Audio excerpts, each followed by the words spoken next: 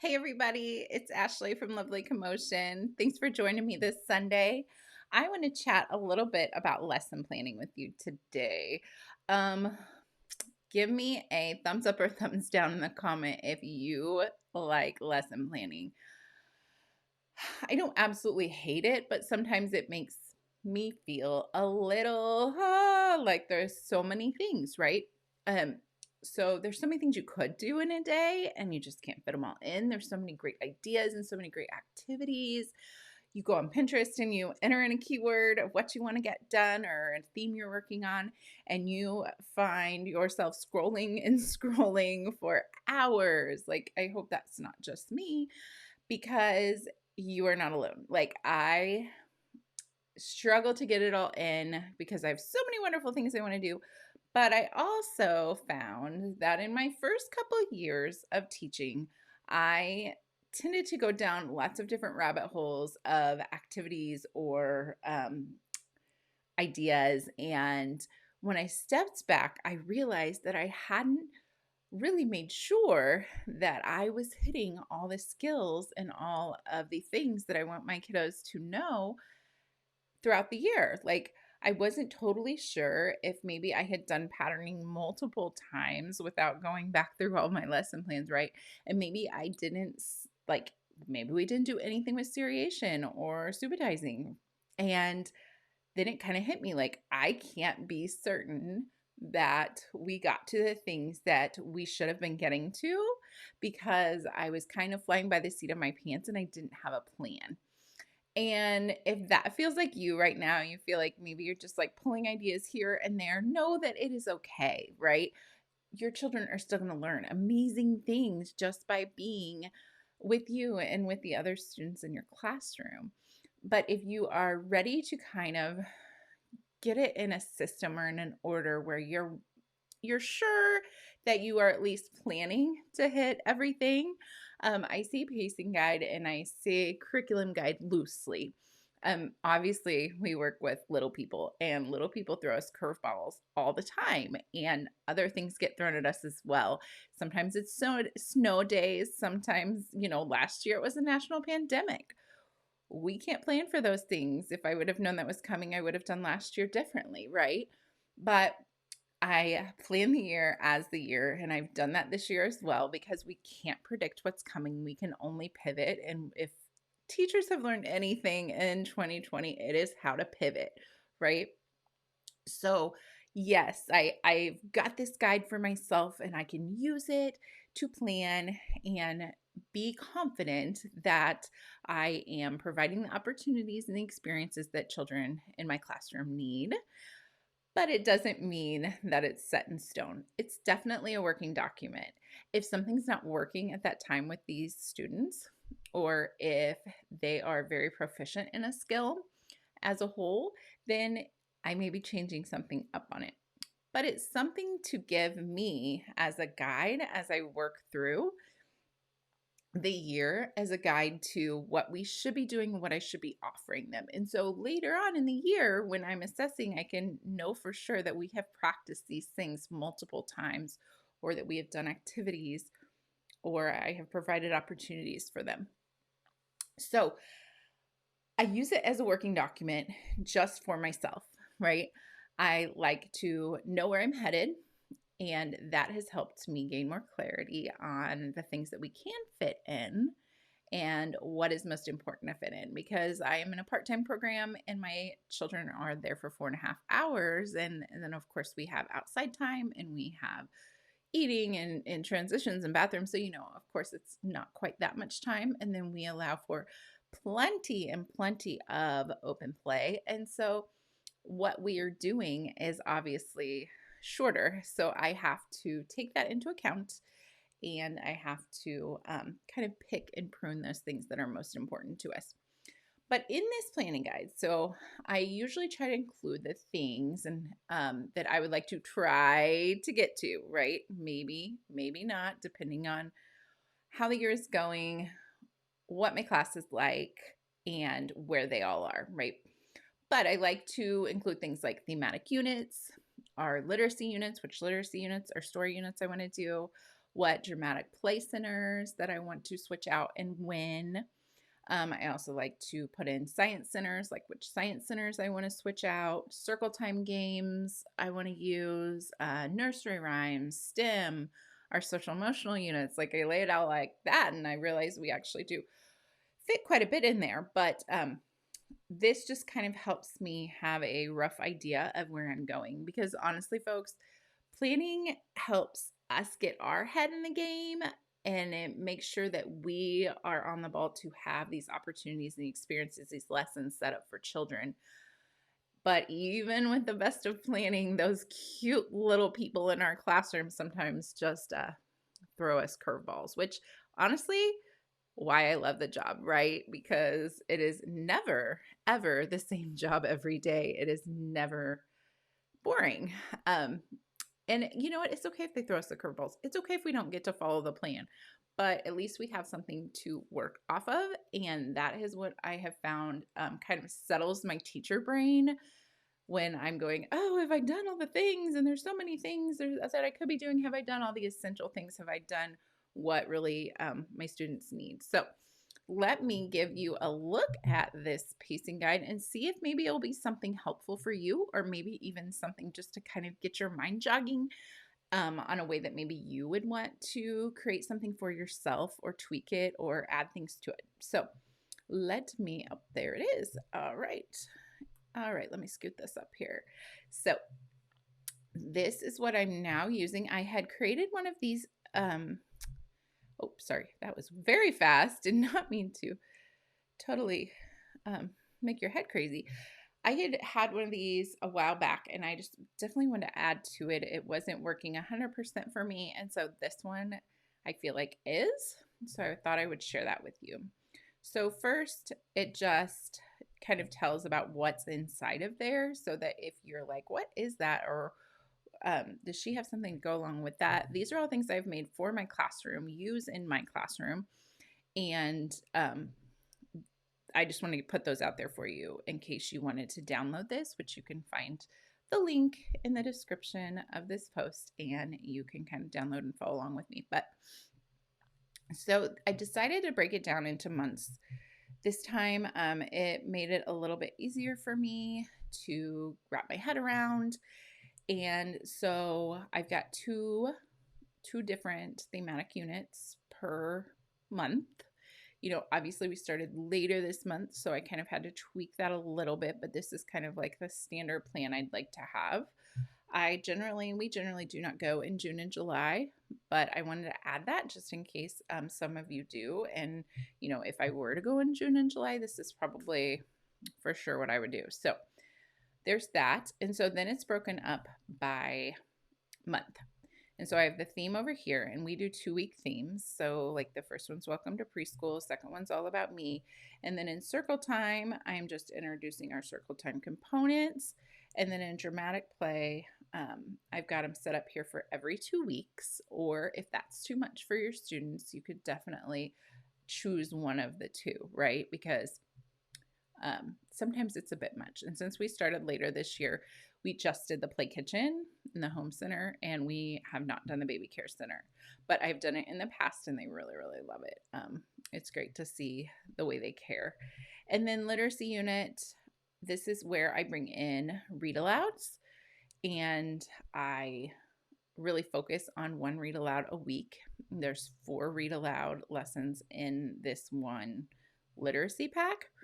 And I love it because we dive deeper into the book. It's not just about reading aloud, it's about learning about the author and the purpose of the story and story elements and author's craft and illustrator's craft. And I know that when I'm saying these words, it may sound a little bit over the top and way up here, but I feel like I've done it in a way that children can approach it easily. And we have done this for several years now, and it has worked wonders. I love it. We are not just focusing on letters and letter sounds for literacy. We are really diving into books and learning about what our authors are and how we can be authors, and so many great, wonderful things that these literacy units have brought me, and I'm just like so excited that I put them together just for my own kiddos, because if I was planning on the fly, I probably wouldn't have um, pulled those resources. And there's a literacy unit for pretty much every month, and they kind of build off each other. So for example, we might read an Elephant and Piggy book in the social emotional unit, and then we're going to read it again in the learning about books literacy unit. So we're coming back to that same author. We can make comparisons of the text. I mean, just so many literacy rich, amazing things in there. So that is a literacy unit. And then social emotional, at the beginning of the year, obviously, we are just learning all those procedures, which is like lay the foundation then so that you can have better success with those procedures later. And then we go into our social emotional learning units, and I really found that my students were kind of just like missing this key piece. And preschool is so much about the social. And of course we were doing it on the fly, right? Everywhere. Like look at his or her face. Tell me, what do you think they're feeling? What could we do? Like we do that all day long while they're in play everywhere, right? But I really kind of wondered what would happen if I sat down and taught them specifically about these certain skills. And man, oh man, can they grasp it. And we can refer back to them later. Remember when we talked about this? And so the first one is I am me. Very much, all about me. We have differences, respecting people's differences, things like that. And so that kind of falls in with the All About Me unit, obviously, that we have. And then the Science Center is my body. And the STEM unit, there's a STEM, I have STEM challenges for each month. And so I usually pick one of those, and we try to do one once a week. There's 4 of them. I will tell you, that one's a struggle to get in, but I'm trying. I'm going to do better. I'm going to do better. And then we go into September, and I've got 2 different themes there, transportation and farm. And then we're getting into the circle time games, because in August we were learning about circle time and what you even do in it and all those things. And then I add these circle time games. And if you're not familiar with circle time games, they're just, I wanted a quick, easy, skill-based practice activity for a whole group. Granted, we do this in small group as well, but I just wanted everybody to have a quick practice review of the skills to keep that fresh in their brain and to make it fun. And so they are all games. They can all be played as a whole group, and there are quite a few of them. I can't remember off the top of my head, maybe 20 for school theme, 20 for fall. Don't quote me on that. And so I pick one every day, and we play this really short, I'm telling you, short game. And then there's another way I know that we are kind of hitting all of those things. Dramatic play. I like to change up my dramatic play because it just creates even more vocabulary expansion with different themes, gives them different opportunities, and they absolutely adore it. And so we have an airport and a grocery store, which grocery store is pretty common, but airport has been pretty fun because some of them have not flown on a plane and some of them have. And so you can kind of see that interaction of them knowing what to do. Then we go into our social emotional literacy unit. That is what I am working on with my students currently, and we have been reading Pig the Pug, and he and his sharing or not sharing with his dog brother Trevor. So that's the book that we're reading now. We really enjoyed that. And then we also have been working on the next social emotional unit, which is appreciating differences and really learning that we can all be different and we can all get along, and we are all created to be different, and we should celebrate that. And then the Science Center for the month, I put in motion. So lots of ramps, lots of cars, lots of exploration there. And then the STEM unit, again, for September has to do all with apples. Then I go into October, which we are getting ready to start here. And well, we already are in October, but we're a little behind because of the coronavirus, but you know what, we're hanging in there and we're pivoting. So we're going to move into kind of our fall fruitish stuff. and our autumn. And then I start doing fall circle times games. I've got the apple orchard and the pumpkin patch in there. I've kind of combined them this year and loving that. They are loving it a lot. I love all the language, and the writing that comes out of there is amazing. And then we have a fall literacy unit, and I'm getting ready to start that one. Again, a little behind. And then we're going to move into like calming the stress, social emotional learning. And that unit's really kind of about it's okay to be mad, but here's what we do when we're mad. Here are your choices. Here are your options. And then also when you're sad, when you're upset, all those different things, those emotions that they have, recognizing them, teaching them how to recognize them, and then how we can handle them. So again, doing this all the time in an individual basis, but here we're bringing it into a whole group setting. And then I bring in fall foliage, obviously many pumpkins, little gourds, leaves, acorns, all the fun stuff to explore in the Science Center. And then the STEM unit for October has to do a lot with pumpkins. And then November, I usually hit some fairy tales. Oh my goodness, do I love me some fairy tales. And then gingerbread. Love gingerbread too. November's a happy month for me. And so we also in circle time have done most of our games. So we move on to doing some nursery rhymes, which I absolutely love too, because you will find many of them do not know nursery rhymes. And rhyming is such an important thing. And I love the rhythm of nursery rhymes that they can learn, and the repetition and the sequencing. I mean, it's just all fabulous.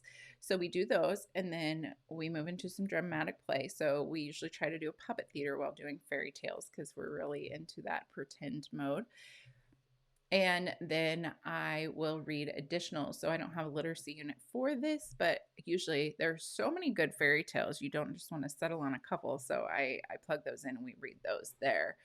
And then we also work on sounds in the Science Center. And so that's super fun because lots of loud noises, some soft. They always gravitate to the loud ones. I'm sure you can relate to that. And then November, we are doing some things with leaves and some things with cranberries and fun stuff like that. And then we're going into gingerbread. I absolutely love gingerbread unit. I just love it. And in the holiday one, got some good, great books in there. We usually make a cookie shop. So kind of like getting into the cooking gingerbread spirit. And then we move into our social emotional learning, impulses and self-discipline. Whoo, impulses. Yeah. So we talk about those. Doesn't always change behavior immediately, but we can kind of start talking about self-discipline, what that looks like. We have to follow rules. There are rules everywhere. They're for our safety, going into all of that good stuff. And then December hits. And I've only put 3 weeks on here because most of us in the US are off for at least a week, if not 2. And so I will do my second thing of gingerbread. And then I have a holiday unit and a nativity unit. I'm in a Christian preschool, so I do the nativity unit. Love it. It's a great time. And if you are not, I've also created a holiday unit. And then we also have a holiday shop, which I absolutely love watching them use those fine motor muscles to cut that wrapping paper and using the tape dispenser. Just so many great things going on in there. And I unwrap a lot of boxes and blocks that month, but that's okay. And then we work on the social emotional still, 5 senses, which 5 senses is fun in December because there's so many great smelling things and beautiful things. So, and then the December STEM is pretty fun too. So then we move to January, got winter and bears. We do our winter circle time games, our winter wonderland pretend play. That one is well loved. I usually laminate like a big piece of white butcher paper, and they can take off their shoes and they can skate on it with their socks. So fun.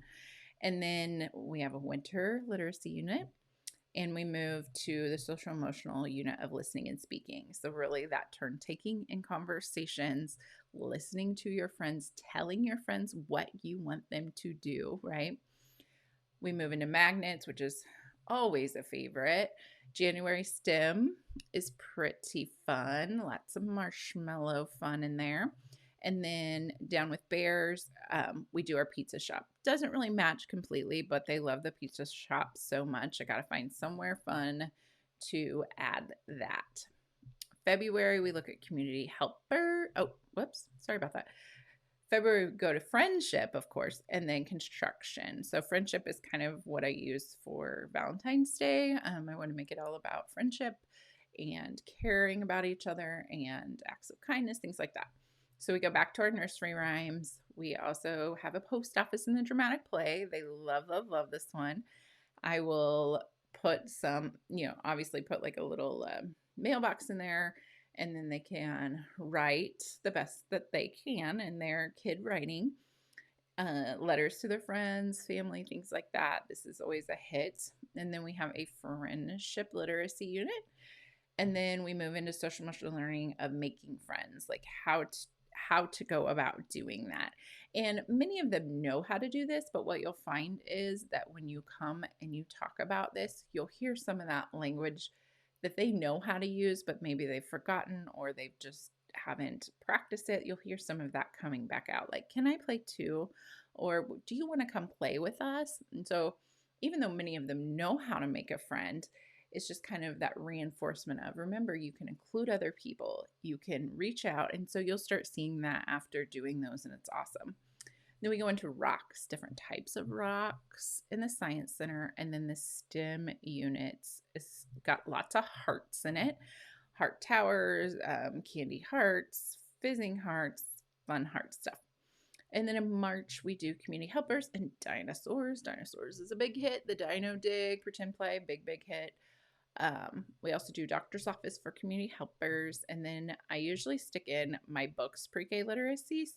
And so these books are about books, which sounds kind of weird, but I love it. Like We're in a Book by Elephant and Piggy. And I can't think of any of the other ones off the top of my head, but it's been a while since I did them. This was about the time where I had to stop doing all this because of Rona. But they're all about books. So creating the excitement around different books, around different authors. And our social emotional lesson is how to be a good friend.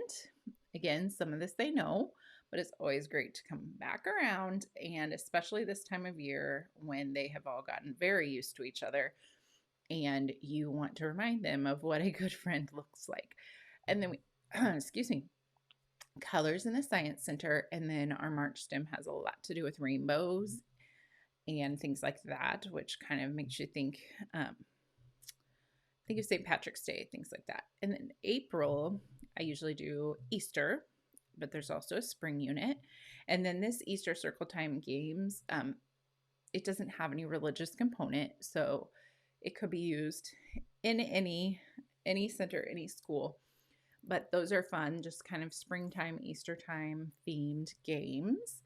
And I usually put an office in there for the dramatic play because I bring my plants in later. I'm like my plant shop in later. So I want to squeeze office in there too because they absolutely adore typing on keyboards and answering phones that they don't know what they are.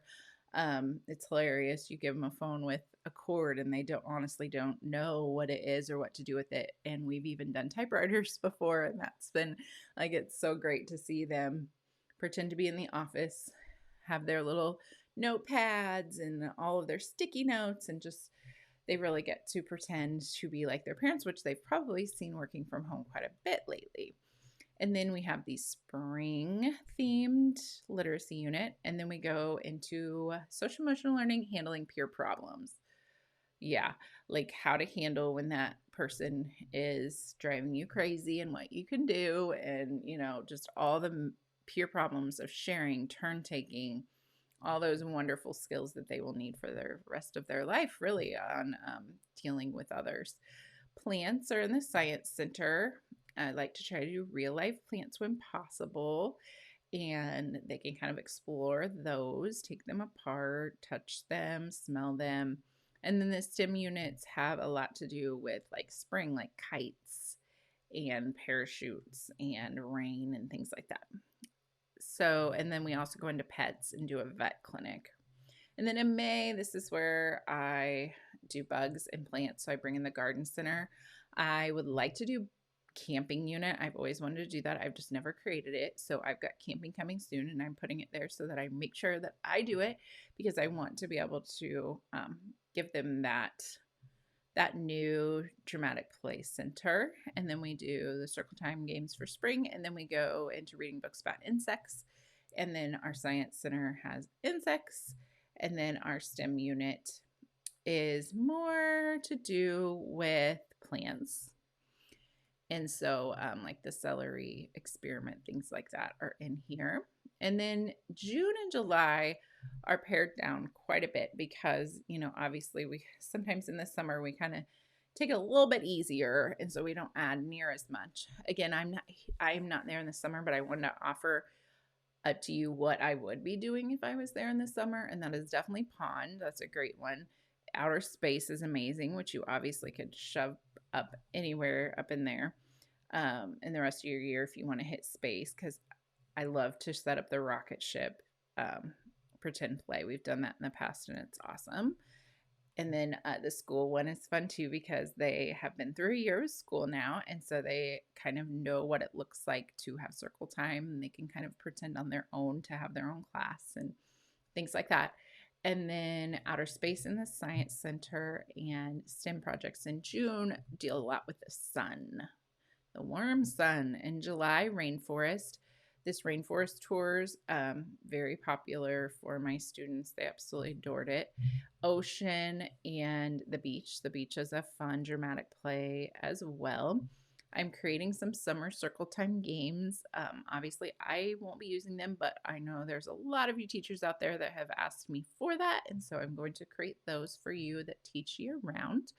And then we do you can do sink and float, which obviously lends itself perfectly to water days and things like that. And then in July, again, a lot of water-based STEM. So that is it. But I also want to point out that you will know which skills if you are using these themes because I broke them down here. So like autumn covers print awareness, upper and lower matching, letter knowledge of letter sounds. So it goes through and then down here, algebra, they're doing sorting, geometry, they're doing location words. And so I tried to make sure that when I was planning out my themes that I was hitting all these different skills. I wanted to make sure there was a narrative skill within that 2-week span, a letter knowledge skill, a print awareness skill, a phonological awareness skill, a number sense skill, an algebra skill, a geometry skill, and a measurement skill. And so you will see which ones here. And so you don't have to wonder, like, did I meet all the things? And so even if you use something else, it's always good to go through and look what skills, and of course there's going to be a ton of them. Some activities touch a lot of skills, which is amazing, but what's like the main one or the bulky one that you want to focus on? So, and making yourself a list so you already know, like, I know these themes that I already do hit these skills. So the themes that I haven't yet planned for, or maybe I want a new idea for, I need to find something that will meet these things so I can make sure that my students are getting everything. So, and then I just have some links in here for you if you're at all interested in any of those things you've seen in here. And then I also have some free resources here about circle time assessment centers, relationships, classroom management, lesson planning. So these I'll just link to my blog and they are free stuff there that you can go read if anything looks exciting to you. And then also I would love to invite you to our Lovely Preschool Teachers Facebook community. It is fairly new, and so we're getting built up in there, but I would absolutely love you to join us. And then I also have a free resource library. So if you're looking for freebies all in one place, this is the place to go, okay? You will get once you sign up, you'll get a password in your inbox, and you can sign in that way, and then you can print everything that you need. And all the freebies are in that one spot for you, so you don't have to go looking for them everywhere, all over the blog. So I'm hoping that was helpful in giving you kind of like a layout of what a pacing guide might look like. And so when I go to plan, I can very easily see like, okay, I've already got this mapped out. I know what I want to do. and I know what I should be planning. And so it makes it a little bit easier on my brain and on my time, not having to go and search for all these ideas. And that's honestly why I created everything that I've created, is before my own students and to save me the time and make sure that I'm doing the best I can for my students. That really is all it boiled down to of why I was creating these things. And so I wanted to share that with you in case you found that helpful. Let me know in the comments, how do you plan? Are you a kind of fly by your seat still? Is that working? What's working for you? Because honestly, I feel like our kids are still getting so many great things from maybe just pulling here, there, and there and not knowing for sure. But my teacher brain couldn't handle it, so I had to have it, all laid out. So if you can relate to that, this might be helpful for you. So link is in the comments. Please my gracious, please feel free to grab it and drop me a comment letting me know all about how you plan, if you use the pacing guide, what your thoughts are. Okay, guys, see ya.